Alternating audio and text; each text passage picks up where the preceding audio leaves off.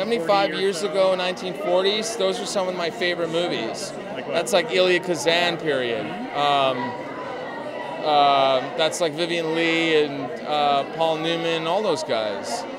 I don't know. I mean, I'm still like nostalgic thinking about that stuff. I don't know if they probably felt the same way we feel now, looking at like 1910. I think it would have suited me. I think I'm quite old-fashioned in a lot of ways, and I know that the old school studio system where people would employ you and then give you 4 or 5 jobs in a row rather than this scrap for this kind of like dogfight for the best stories or the stories that feel the most worth telling.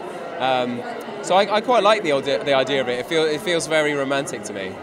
And secure in a way too, right? Yes, yeah. It's sort of secure, but also there were so many fewer idols, I think, and I think that is probably a much healthier thing for society rather than everyone clawing to be, the person that somebody looks up to and then not setting a very good example. But I think it's probably quite a nostalgic kind of person. But now I'm going somewhere. Probably non-existent. I mean, I always have a joke about that. I would be like Lupe, you know what I mean, the housemaid. I mean, of course, there were people that made it back then, but it was always a stereotype situation. So it would have been difficult.